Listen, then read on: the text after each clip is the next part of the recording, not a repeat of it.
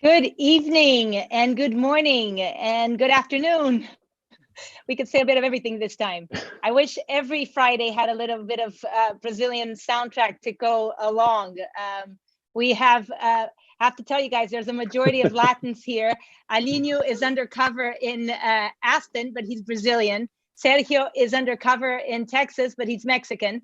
So there's a lot of Latin vibes. So I thought the music was a perfect start to our afternoon or evening or morning. Thank you everybody for joining us. This is I believe it's our 12th TL Talk Global. We started this on April 17th with the idea to just gather up some friends, some partners, to drive some positive energy, which I felt is what more than anything everybody needs right now, especially within travel. So I had no big ambitions. We just thought I'd put this together and send out some positive energy. And it's been amazing. We've had over 15,000 views and just some fantastic feedback. So if you're a travel agent, again, IC, tour operator, a hotelier, a restaurant owner, thank you for taking the time. I received yesterday or this morning one of the nicest compliments from a lady called Yesi Sari. She's the CEO of Coral Triangle Safaris in Indonesia. And she wrote me, I've never met her. I have been, she has a beautiful boat in Indonesia around Raja Ampat. And she says, Tina, it's become my favorite TV program. Sorry, Peter, we're in competition. Did I ever think I'd say this? I mean, can you imagine, in a very tiny way? So I'm flattered.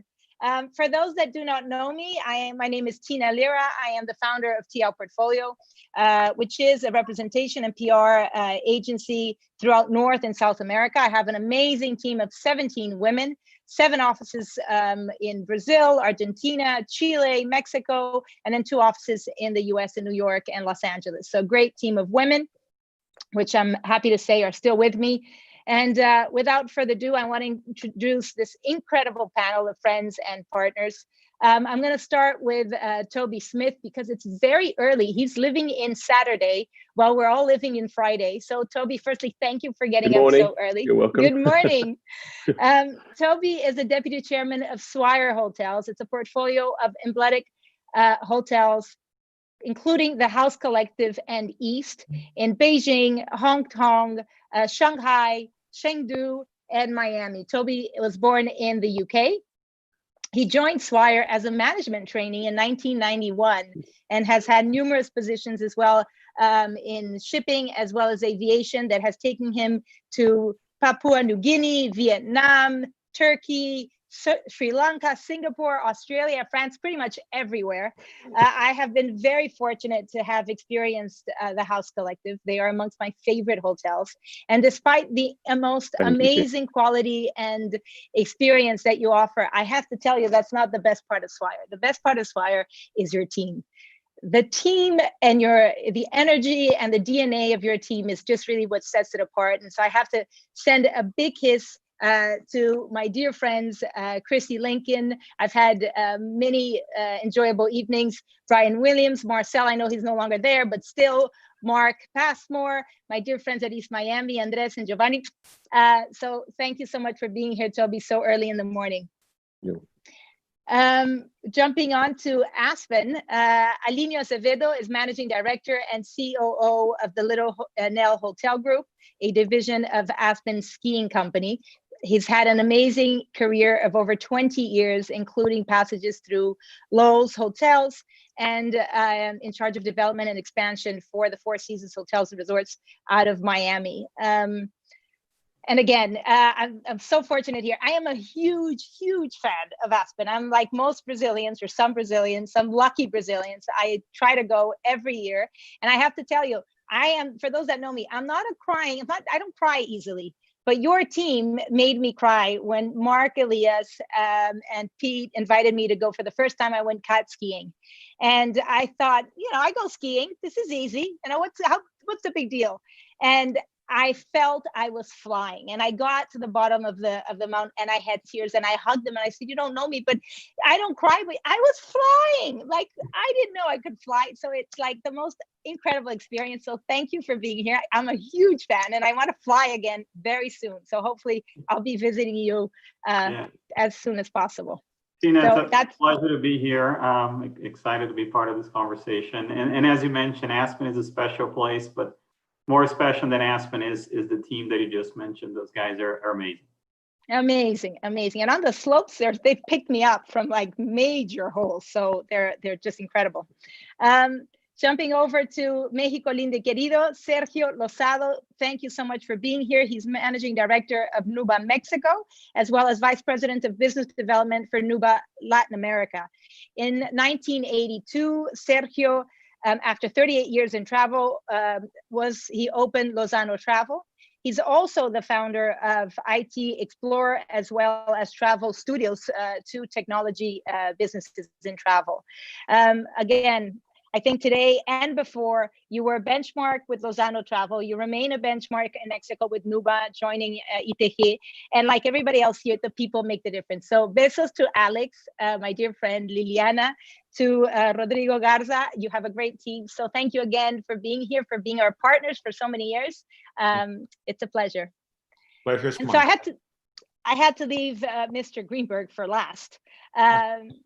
Peter Greenberg, travel editor of CBS News, winner of multiple Emmy Awards, known as one of America's most respected travel news journalists, and known as well as the travel detective. He appears in CBS This Morning, CBS Evening, CBS Sunday Morning, and his CBS Eye on Travel radio show, which he has actually broadcasted from East Miami with Giovanni. So here we go. We're all in the very tight-knit community. And from the little Nell. And from the little Nell. Yeah. See, it's just the right mix here. I pick people just perfectly. He was inducted to the U.S. Travel Association Hall of Leaders for his contributions, received the Emmy Award for News and Documentary, as well as the Emmy Award for Best Investigative Reporting. And if that's not enough, when he's not doing all of that, he's also a New York volunteer fireman. So kudos to you, Peter. And I have been running after Peter for about 10 years between ILTM and Virtual So Travel Week, because he's just that interesting. So thank you so much for being with us. It's a huge pleasure and honor. And thanks for having me as well. So what I like to start with, and this is a casual conversation amongst friends. And I would just wanted to set this tone and ask you guys in a very, it could be personal, could be professional, it doesn't matter. What has been your favorite moment or your favorite lesson from these past 2 or 3 crazy months in quarantine? So Alinio, I'm going to start with you. Hi, Tina. I would say, Tina, is really, for me, it was the power of helping. And I want to tell a little story about this. When this started, we were at home. We're all locked at home, myself, my family, trying to make sense of all this. And one day we're having this conversation at the table as a family and said, how can we help people? What can we do from home to help people? And specifically because of our Brazilian descent, we're always very tied to what's happening in my homeland. And I said, geez, I mean, the local currency has devalued so much. And I made a comment that every US dollar that we raise, it goes a long way down there in terms of helping people.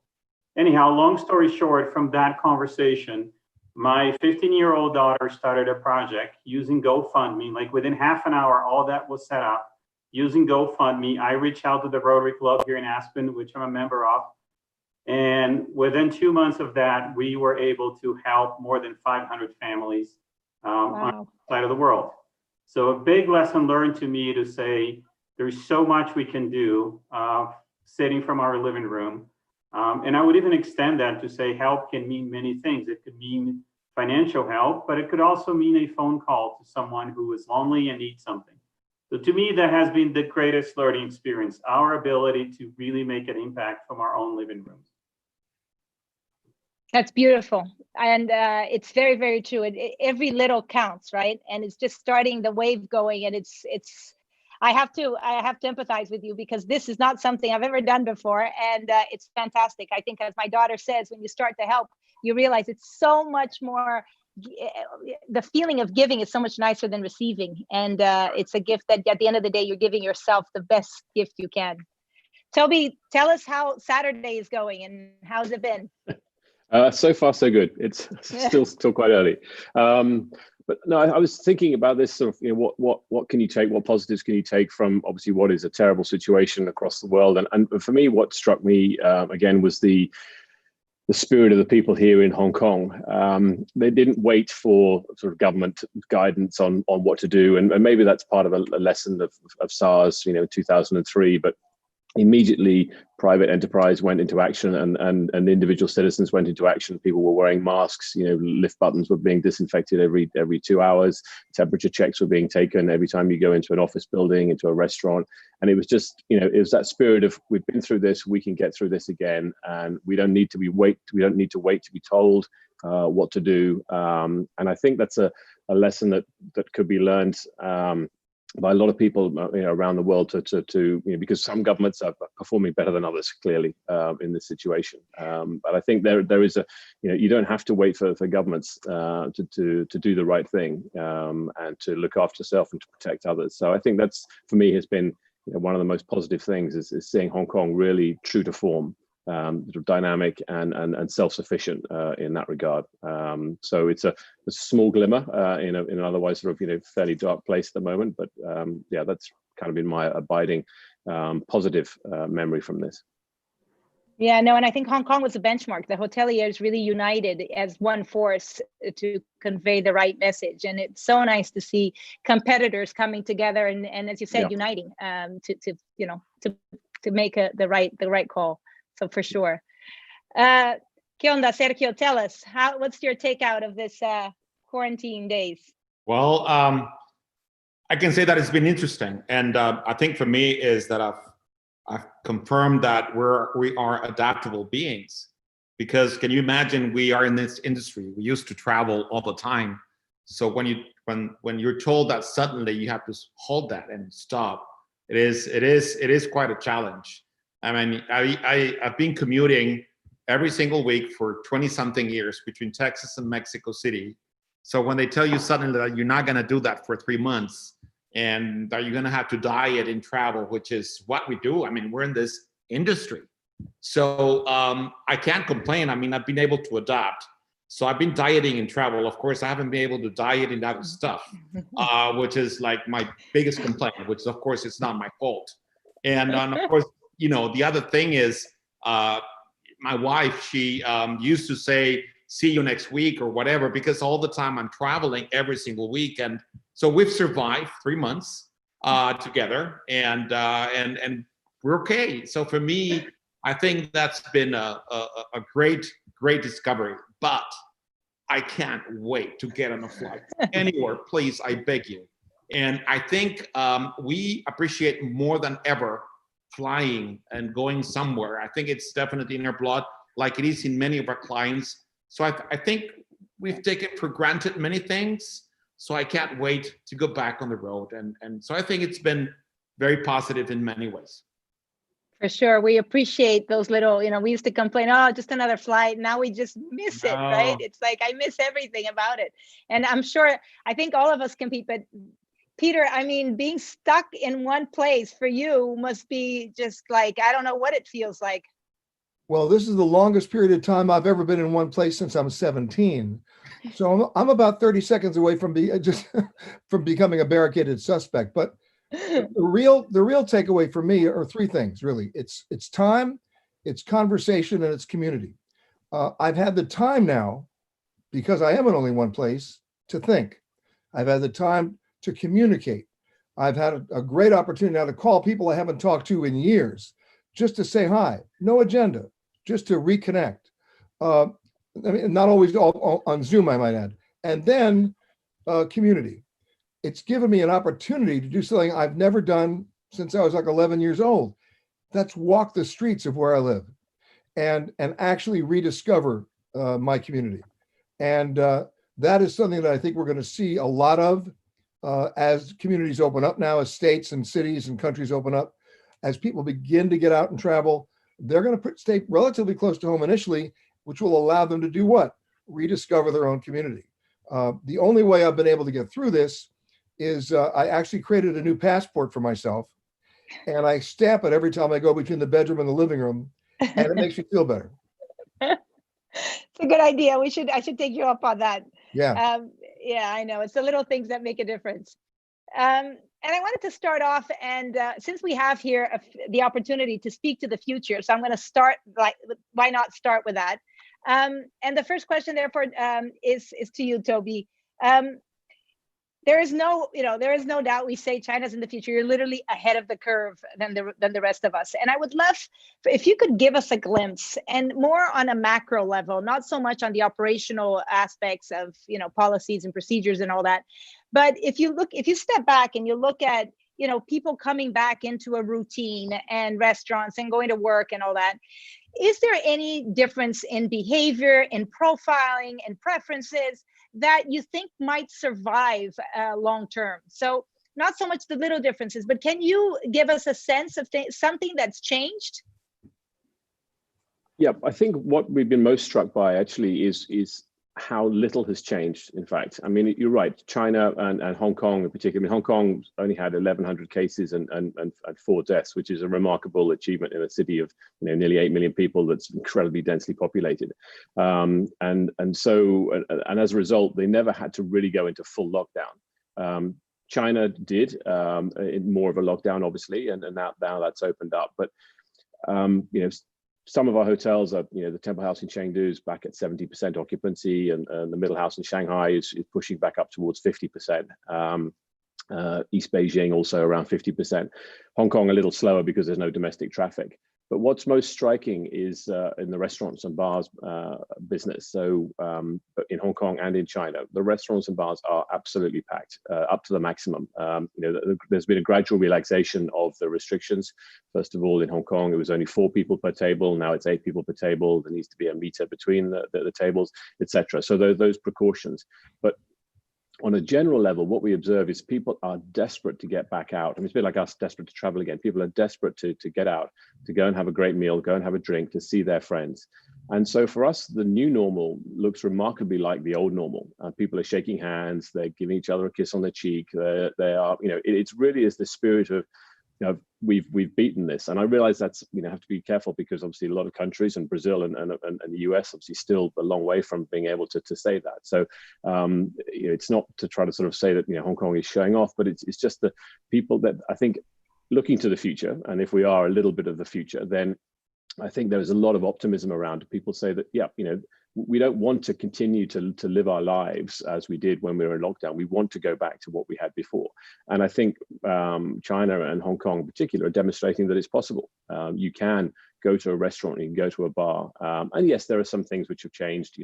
People will be wearing masks until you sit down at the table, and then put them on again as you leave. And that will take time to disappear altogether. But overwhelmingly, it's a sense of the positive. People, we're social people, social beings, humans. We want to get out there and meet people, and that's really been what we've been struck by most of all, is that there's this pent-up demand, but I think it's sustainable. I don't think it's just, the first weekend, let's go and have a drink, and then after that, let's go back to our houses and hide away again.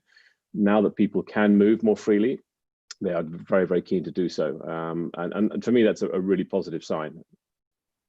For sure. And that's, I think, the beauty of it, right? At the end of the day, it's in our DNA. We're not going to change. We could have small differences and appreciate, sustainability and different social responsibilities. But in our core, we are social beings. And that's the beauty of it. And that's, I think, at the end of the day, when I think about all, the different brands here, so it's Swire and Aspen and Lozano, and I think of the people, I had a happy hour with Chrissy the other day, and I thought, I just miss hanging out with you. It's super nice, and that makes all the difference.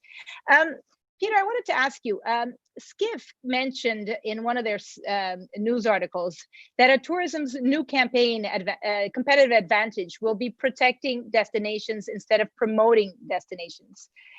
What do you think? I think they're a little late to the game. We were already started to talk about that 3 years ago. Isn't it ironic that 4 months ago, the conversation was what? Over tourism. The conversation was pollution, the quality of life when you travel. Well, beware of the law of unintended consequences. Where are we now? A very good friend of mine is the New York Times correspondent in Paris, called to tell me she could see all the way to the bottom of the Seine now. It's clear. Friends of mine in Istanbul showed me pictures of dolphins in the Bosphorus. You posted a video. I really did. Nice one. I did. We have the air quality in both India and China. a similar situation in Venice. So we're actually being given an opportunity here, but we're being given an opportunity as a do-over. We can actually do something over now. The thing is this, right now, we've had, how many times have we had conferences on defining luxury? I mean, it's ridiculous because you can't. And yet right now, you know what the new luxury is? It's Lysol. And right now, it's not about what customers are asking. It's not about what customers are talking about. It's what customers are thinking about. And there's a deep-seated fear out there. We've gone from fear of missing out to fear of going out. So if Skift is now coming up with this brand new revelation that we're suddenly concerned about the process of travel, they're right. But we were already on that path before this happened. Mm-hmm. Nobody cares right now about the thread counts on the sheets at the Little Nell, which I know are great. Don't get me wrong. Mm-hmm. They're great.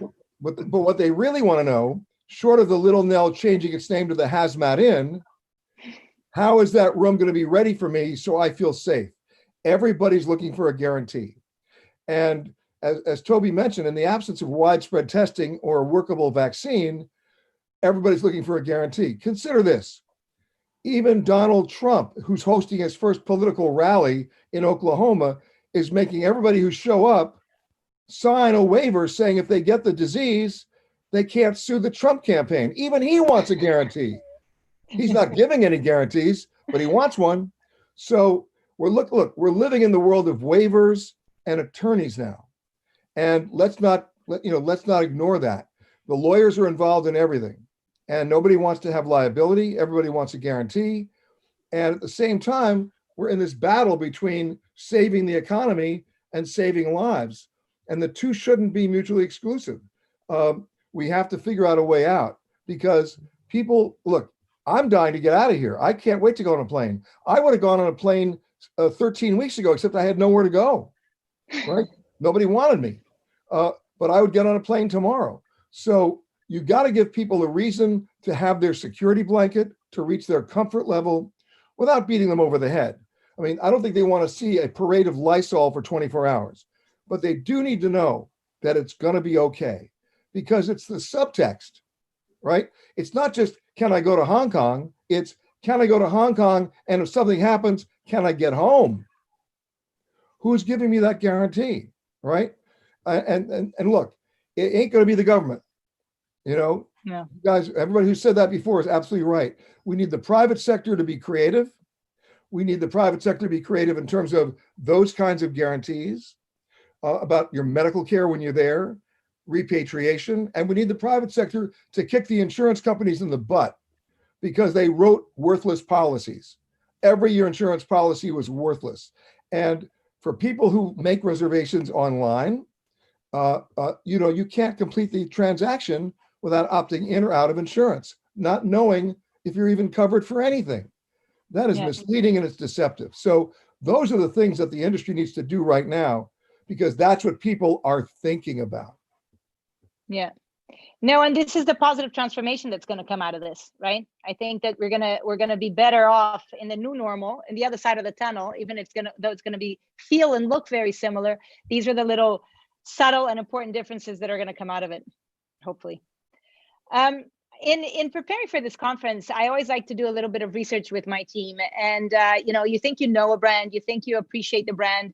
And, fortunately enough, the brands that are here, they have such an amazing quality and they've invested so much in their story that, to be very honest, I think I am speaking on behalf of many people when I say I don't need a stamp of approval. I know that if I go to Swire Hotel, if I go to Little Nell Hotel, it's going to be great because otherwise it wouldn't be called Swire and it wouldn't be called Little Nell. But I did find a story which I thought was so amazing and I had to share it because it's worth knowing. So in 2004, the Aspen Ski Company took a very powerful stance against a giant called Kimberly-Clark and made a decision to ban Kleenex in the ski slopes. In the effort, they joined the Greenpeace movement and the National Resource Defense Council to pressure the corporation to change the paper elements that were being used to produce Kleenex, and they banned it. And it was very interesting, this movement they did, because it was a movement that was uncomfortable. I mean, it's completely out of their hospitality and management. And they not only managed to change Kimberly-Clark, but they've also become a case study in Harvard Business School, and it's helping change the way that new businesses and new business kids, generations look at sustainability. And so I thought it was such an incredible story to read about, and they're so, kudos to you guys. And thinking back to the TL talk that we had last week, we had an amazing woman called Adriana Cavalcanti, who was president of the advisory board for WTM, and she's been in touch with a lot of investors and bankers. And they were saying how right now, when looking at investment opportunities, social responsibility and sustainability are at the core of their decision making. So they're not willing to put money down unless this company has an active role, which I think is finally, if money talks, hopefully this is finally going to work. And my question is, as a leader, Alinio, as a leader in this, in being so forward in your actions, do you think that this will finally be the time that companies are going to look at these investments for the long haul rather than looking at short-term investments for a quicker ROI, in which case sustainability never becomes part of their strategy? Tina, I think, well, thank you first for sharing the story. It is an incredible story. It predates my time here, but I think it gives the audience a sense of the values of our organization. And, the fact that one of our principles is taking the long view, right? We've been focused on the sustainability angle for years now, and sustainability for us is beyond just the environment. It also affects the community, and we're very tied to the community. And really think through, how do we use the fact that Aspen is this place where a lot of very influential people come through once or twice a year. How do we make sure that we're taking advantage of the fact that they're here to foster conversations to really influence long-term transformation through policy? It comes down to this. We feel that our best shot of making things better is to influence policy and how it goes. But specific to your question, I would love to say that, yes, it will be a dramatic change and everybody's going to look at things like we do in a long-term basis. The reality is some companies will and some companies won't, right?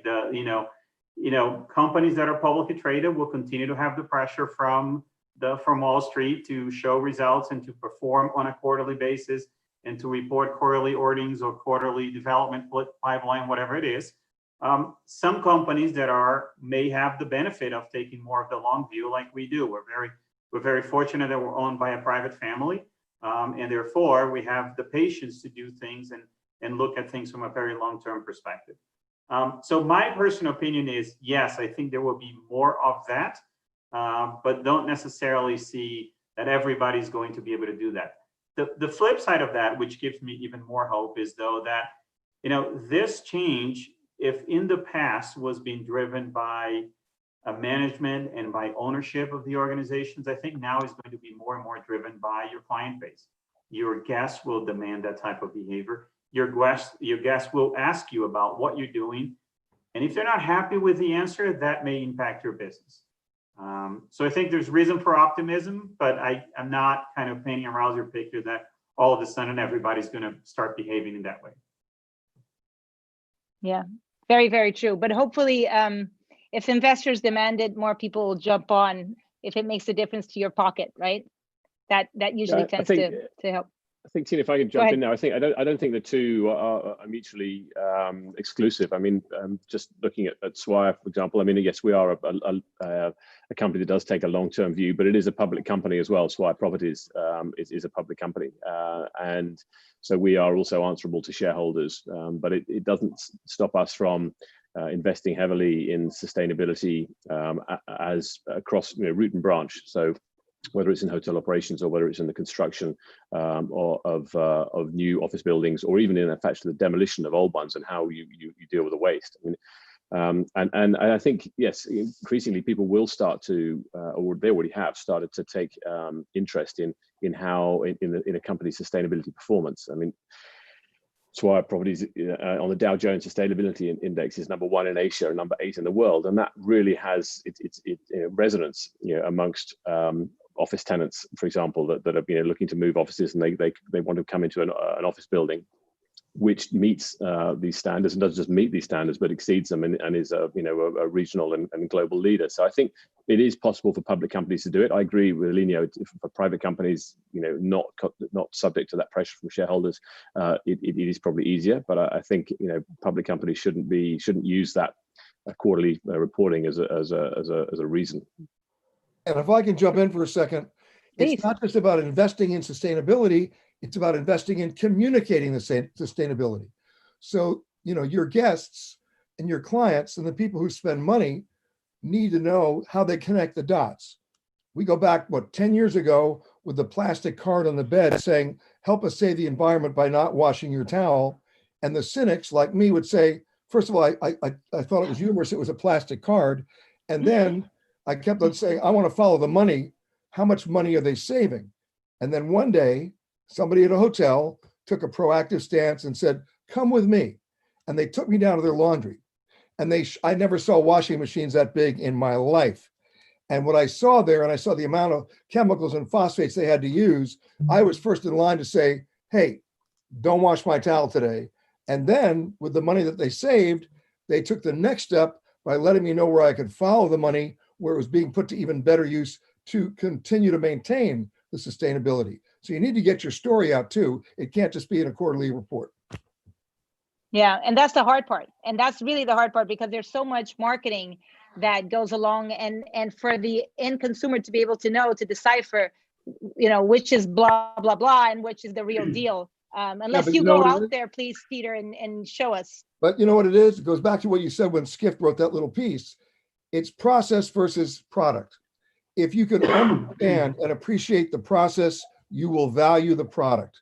So the hotel marketing playbook has to be burned.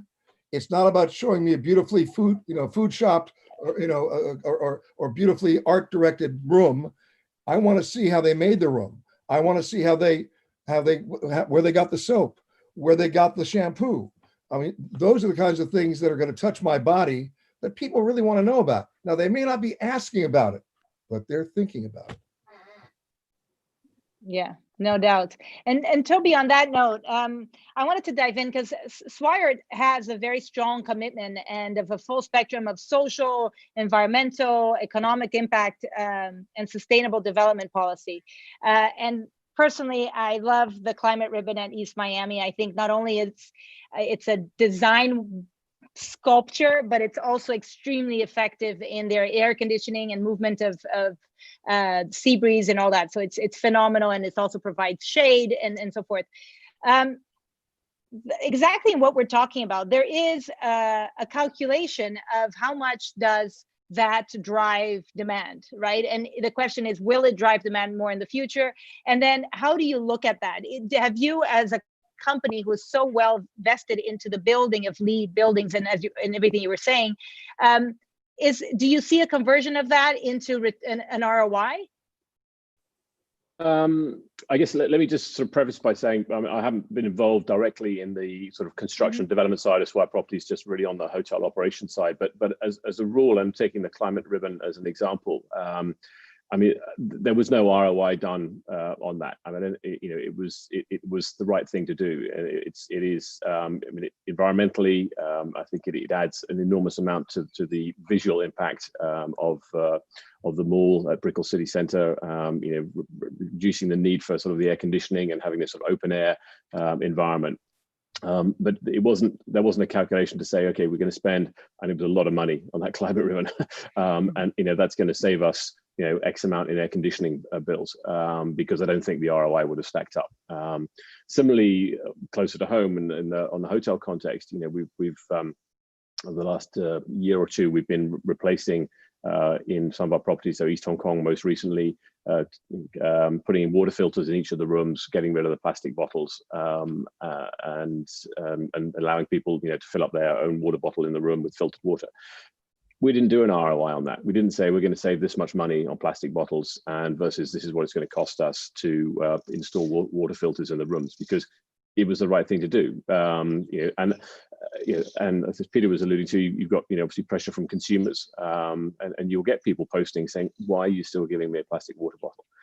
So I think there are other elements where yes, we will look at an ROI. I mean, particularly when you're looking at options, for example, food waste, we want to manage our food waste better, and there are various machines you could buy. And various solutions, giving stuff away, sending it out to government reprocessing plants, or doing it yourself. And so you look at the options, but the actual decision as to whether or not to do it is not based on an ROI. Yeah, and I think that's such a beautiful answer, and that's what Peter said is true. The consumer is always very critical and very, wondering, well, how much money are you saving in this? Which was exactly the first feeling he had with the towels. Well, really, where's the money going? But when you come back, and if there's a way to communicate, we do it because it's the right thing to do.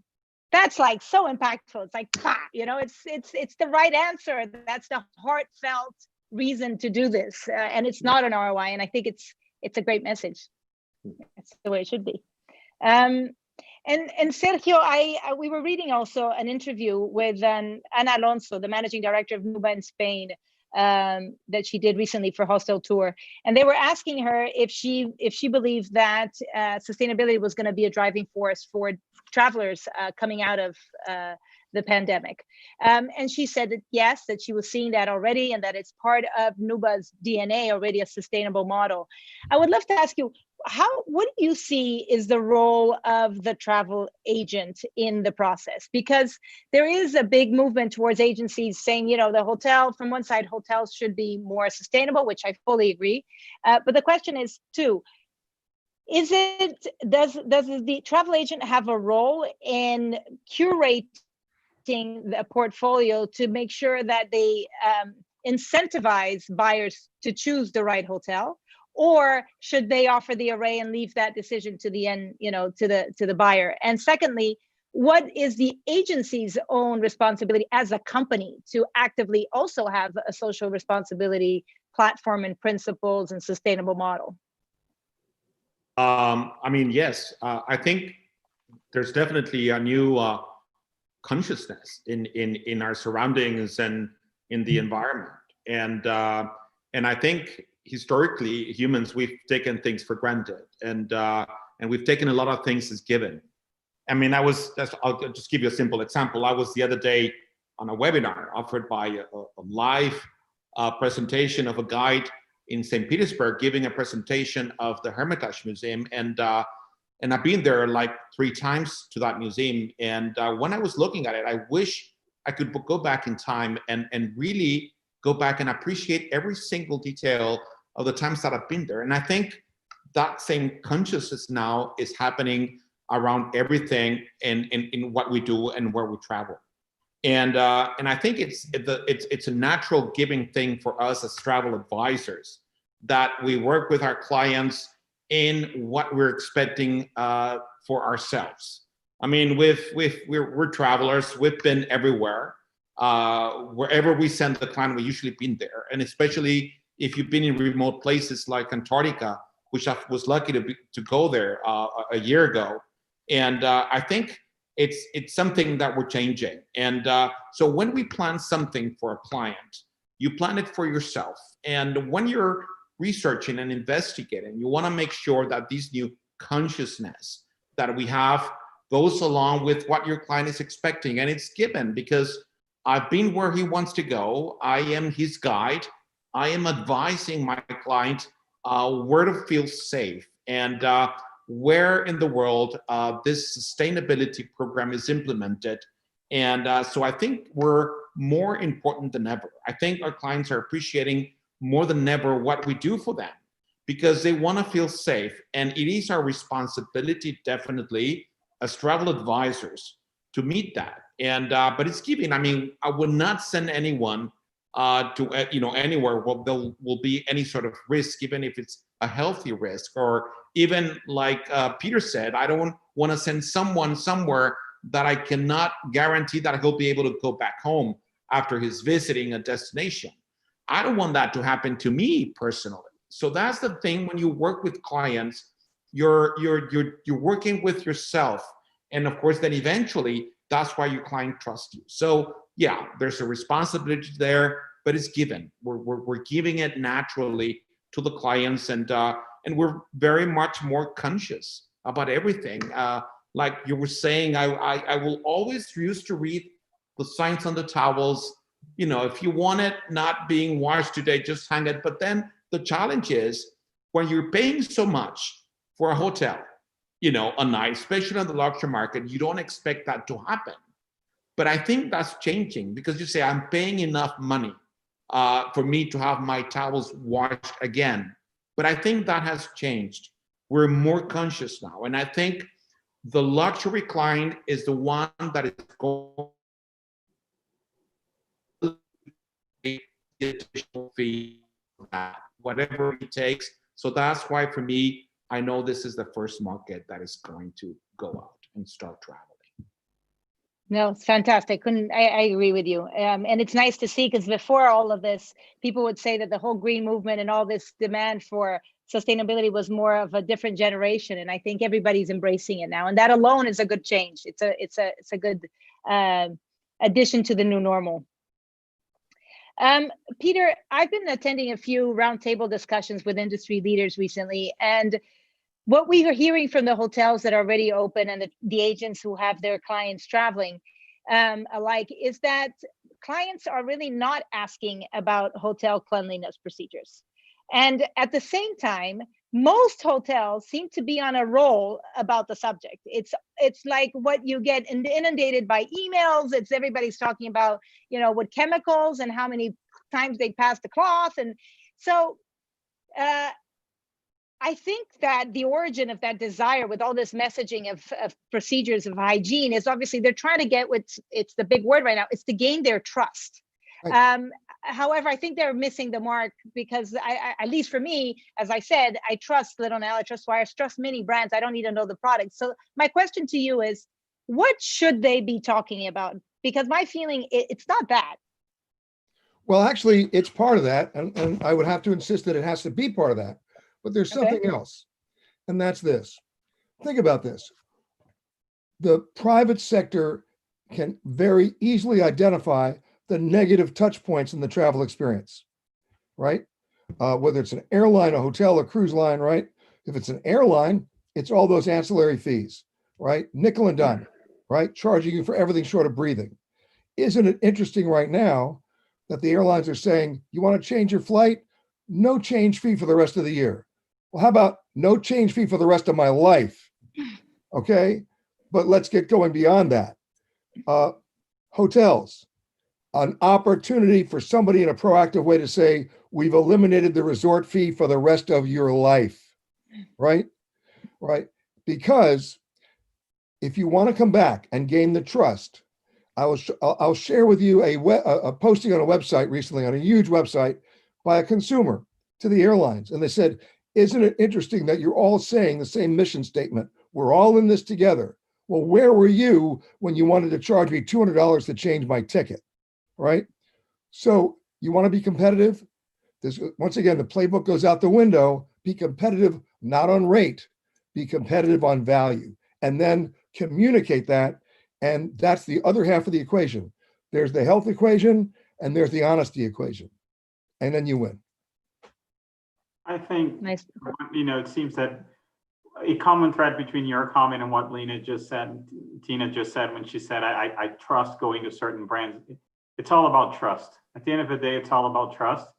And this crisis kind of enhanced the positioning of those brands and those properties who have been doing the right thing for years, that have already created that trust. That's why, you know, to a lot of people that are coming here, I'm not saying all, but I agree, to a lot of people is, I don't need to read your 30-page manual on how we're going to handle this, because I trust you. I've been to your property many times. You've done the right thing over the last 10 years. Why wouldn't you do now? So I think the brands and properties that are going to come out of this stronger are those who historically have been doing the right things. I completely agree. I think, I mean, absolutely. I mean, I think it's, I echo that your sentiment, Tina, and what the travel industry is saying is that the guests don't want to have this cleanliness, you know, rammed down their throats the whole time. You know, it's they want to they're coming to a hotel. If they're coming to a hotel and a brand that they trust, they know that you'll be doing the right thing. Yes, there are enhanced procedures which are obvious and can be seen by people, but you don't want to be, I think, emphasizing that in the communications. Or if you have to, that's because you haven't built the trust. And also, I mean, I agree with Peter, and in that, those extra charges. I mean, forgive the slight plug, but at East Miami, or in fact throughout Swire hotels, we've never charged internet from the day we opened. I mean, even in the upper house 11 years ago, to go to a hotel that wasn't charging for Wi-Fi was unheard of. We haven't charged from day one. We don't charge resort fees or anything like that. So, once you've established that trust with people will come back much more readily, and they won't need that additional layer of reassurance, in the communication, saying, come here, we spray our rooms. And I mean, you read some brands, they say, they're going to tape up the rooms, almost like a police, crime scene, just to demonstrate that no one's been in that room since it was cleaned. It's like, really, is that, they have so little trust in your brand that you have to do that? It's true. No, I completely agree with you. And I think about traveling, I think about the people, and I think about the brands that I trust. And it's about the people behind them at the end of the day. It's about going to be the local specialists. And this is one of the things I speak a lot to my husband, who owns an agency, and his clients are saying, desperate, like Sergio was mentioning, they want to travel, and they'll say, tell me where and when. I don't need to read the news. I trust you. So and you'll say, I will call my friends in all of these countries and they will tell me when I can go, because I believe in the source. I believe in the relationship. It's the person, and it's a connection. It's connecting the dots, as you said, which is so valuable in our industry. And going back to the trust and Aspen Snowmass's positioning statement, which I think is great. I was also very impressed. You came out with another very strong statement in a very controversial moment with everything that's happening of the Black Lives Movement. And you posted, we commit. We will persist until social justice is served, and we will not tolerate a return to compliance through silence. We are fully aware that we sit amongst the elite and privileged, and that we are proud of an industry, and we are part of an industry well known for its lack of diversity. But movement needs the support of all concerned, and none of us should be feeling detached or exempt from dealing with the precarious issue of racism. And what I thought was so incredible was that you not only highlighted your position, but you highlighted the fact that, the industry and the segment is guilty, and that's tough to do, that's really coming out there. And then by saying that, the next question that I have to ask is how are you planning to correct the situation, which is the elephant in the middle of the room, and it is going to be the topic of our next TL talk next week, diversity in luxury travel. So kudos to Aspen Snowmass once again for being so blunt and honest and forward. And now the question is, how do you fix it? Yeah, thanks, Tina. I think first and foremost, it was a very courageous statement, right? Because self-awareness takes courage. And, we came out very, very, very openly and said, yes, the ski industry is very non-diverse, and Aspen is a very non-diverse place. So to start with that statement, I think is very strong and a courageous position from our organization, from a CEO specifically on that. What can we do specifically? So I'm gonna borrow from what we've been doing on the whole sustainability front for years, which is we believe that our best chance to change things is to influence policy and to foster conversations about a subject. So we're specifically, what are we doing? We have something here called the Aspen University, which is been going on for years, where every other month or once a quarter, we bring an expert on a topic and we open our hotels and we invite the community in and we talk about something. And we've been talking a lot about renewable energy, sustainability. Or guess what? Going forward, we're going to be talking about this topic of diversity and racial inequality in the United States. What can be done and how? Let's bring the community into this conversation. We have a very strong program that we've been having for a few years to, support voting. We are encouraging our employees and their families in the community to get out and vote. We let everybody take the voting day off, and we pay them for this. And you can take the day off to go voting. We are talking about looking into our recruiting policies. I mean, where are the places that we can go to try to attract a more diverse employment base? be it from an ethnicity perspective, a racial perspective, a geographic perspective, right? I mean, in the seasonal markets in the United States, and Aspen is one of them, there's a lot of recruiting through the H-1B category, which is we bring foreigners during the season. Whether this is going to continue going forward or not remains to be seen. But the reality is, are we doing a good enough of a job in terms of where we're sourcing those, not just domestically, but internationally? So those are like three very tangible examples. And we've had a lot of conversations. Putting out a statement is easy. We can't just put out a statement. That's not who you are. You know, you need to put out a statement and follow up with actions. And those are just a few examples. And I think it's great, and I hope that those the hotel industry that's here listening on all sides, it's not just a color issue, it's multifaceted. And I think that the wonderful thing about this quarantine time is that it's allowing all of us to almost become little activists. I mean, I've never had so much time to push these movements and have a voice and try to get people to jump on the wagon, be it sustainability or social responsibility or diversity. And it's exciting. It's exciting to be able to feel that we're part of a change and that it's a long-term change. So, it's a great time to transform and to come out and try to make a difference. And I wanted to go back to Mexico with Sergio. We happen to have two offices in Mexico, and one of the things that I've been very pleasantly surprised is on the number of booking inquiries and leads that we're getting. And it's not only for domestic business, but it's a lot of demand for international, and really looking at end of the year and the beginning of next year. And I wanted to ask you, do you think that because Latins in general, which we shouldn't generalize, but so let's talk about Mexico, having gone through a few crises and kind of being accustomed to a life that kind of does this, will be more prone to travel and therefore, more courageous to be the first ones to go out there. And can you tell us a little bit, because I know NUBA is having a very active time right now with bookings. Who are these people? Who are the travelers? Are they families? Are they groups? Are they couples? What are their ages? Can you give us a little bit of an insight?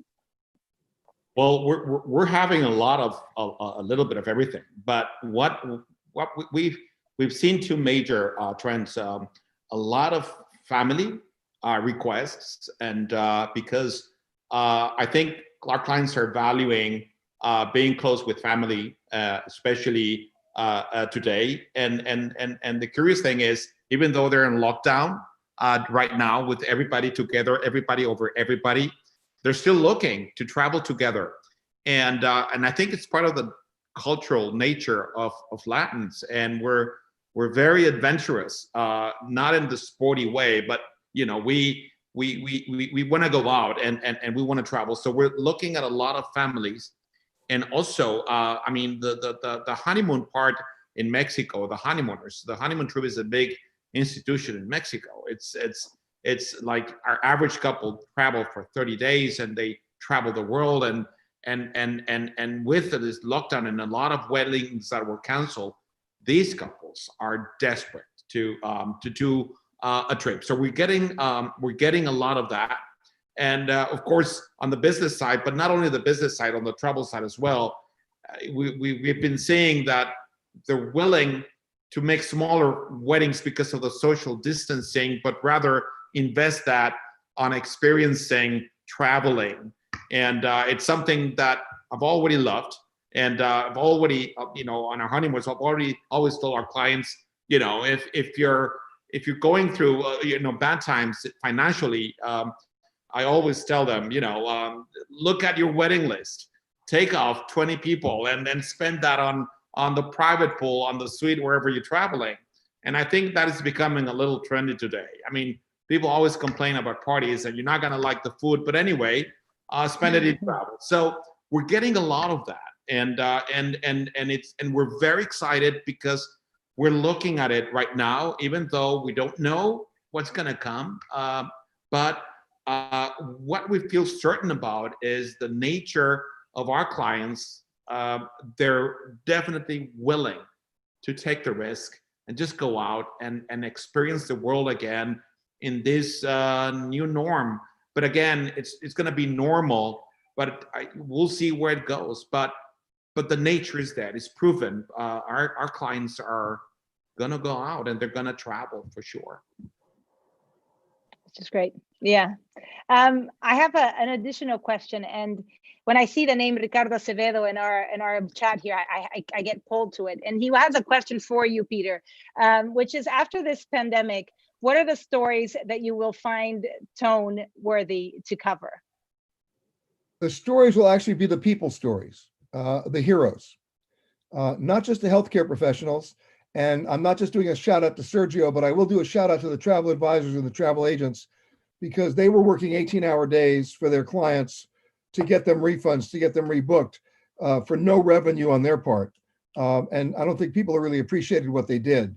The real guys who, listen, on September 30th, when that government bailout provision of the US airlines essentially expires on some of their regulations, you're going to see Delta, American, and United fire 13,000 pilots.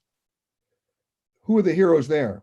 I want to tell those stories, because right now the government is paying the airlines to fly essentially empty planes. It may be well-intentioned, but that money was a bridge to nowhere. So part of what the travel industry excels in is resilience and recovery. And so the first stories I'm going to talk about are the stories of resilience and recovery. And it's a great story, because you're right. And I thankfully, I think that the heroes within the travel trade, the travel agents that have been working so hard, are also going to come out of this stronger than ever, because after everything that people have gone through, those that didn't travel with them, I'm sure, will not make that mistake again, because that relationship and that having somebody to fall back on is more valuable than anything. So the internet's lost a lot of points. The OTAs and the travel agents are definitely the heroes that are come out, because that they're the link to a happy story. Without them, you could be lost. Well, remember, it's not just the delivery of the service, it's how you recover, how well you recover, how sensibly you recover. And that's where the travel advisors were really helpful. I completely agree. And Sergio's smiling, so he agrees. I'll pay you later, Sergio, or you can pay me. And on that note, I wanted to finish off. I always like to ask the same question. And it's basically, if everybody forgot everything we said, what is the message you want to leave with everybody to end their week? Maybe a lesson, maybe whatever you want. And I'll start with Alinio. Tina, first and foremost, thank you for inviting me to this talk and to meet those incredibly talented panelists. I would say, take the long view, do the right thing. At the end, it will work out. Just keep doing what you're doing. Focus on being the best that you can be, and it will be okay. I couldn't agree more. And I think that's we can do that for the rest of our lives, and it'll keep eventually paying back, right? This applies to always. Toby, tell us from tomorrow, what's your message? We are speaking from the future on the 13th of June. Yeah. No, I think that, the message is, it's similar to what I said at the beginning. I think that, have hope, that areas, countries, regions that are coming out of this have demonstrated that, a semblance of normal life can come back quite quickly. And that there are a bunch of businesses, large and small, particularly in the hospitality industry, that have suffered so much, small restaurants, cafes, larger hotel groups, whatever it might be. But there are a bunch of hospitality businesses that are crying out to demonstrate to you, our guests, once again, what it was that you liked about us in the first place, and to make you feel welcome again. And that there is definitely light at the end of this rather dark tunnel. For sure, certainly. Sergio, dinos. Bueno. I guess a couple of things come to my mind. Patience, I think. I've been very. It's something that goes a long way, and into see what's going to come up in the future. And I guess it's just to be open to anything. I mean, it's the opportunities that we're looking at right now, because there's been a reset in the world. It's like everything is stopped. whatever used to work before, it's not going to work tomorrow. So the opportunity to reinvent, to do things differently is like starting brand new. So when are you going to get that again? So just be open, don't be afraid, think of crazy things and restart. And there are a lot of opportunity to a lot of new inventors on doing things differently because there was a reset. So I guess the opportunities are huge. So just be open to anything and we'll be fine. Very well put. And I think patience is a key ingredient, right? So with patience, you can observe, and that's, I think, one of the things that so many people are struggling with, because it's the anxiety that this situation. But I think you had very huge words of wisdom there, because with patience there is tremendous opportunity. We just have to breathe. Yeah. Yes, we have to do that. Thank you. And thank you. It was an amazing panel, and wow. Thank you. Thank you. I echo that. Taking notes, my friend. Thank you very much. Gracias. Peter, tell us the lesson from the travel detective. Well, there's a short-term view and the long-term view. The short-term view reminds you of a saying, what's the one thing the rat should do if he's ever caught in the trap? There's only one answer. Eat the cheese. So we're eating a lot of cheese right now. But I agree with Alinio. You got to take the long-term view, and you got to make sure that the accountants are not running the asylum. Don't let politics take precedence over common sense. And then last but not least, get rid of the worst 5-letter word that's in my vocabulary, and I hope you'll get rid of it in yours. And that 5-letter word is later. Focus on now, and you'll get there. There you go. So very true. I always have to say that these TL talks, it's my favorite, part of the quarantine. It's where I learn the most, and I get to get squeezed into this incredible surroundings of knowledge and experience and wisdom. And so I am the most grateful for all of you accepting my invitation. We have a phenomenal panel next week, which I'm also, very proud to have. We're going to have Jean-Luc Naret, who used to be the CEO of La Réserve. He now owns his own consulting company. Nancy Novograd, who is an amazing lady, spent many years as heading Travel and Leisure, and now has a wonderful travel agency as well. Ted Tang, former CEO of luxury hotels of the world, leading hotels of the world.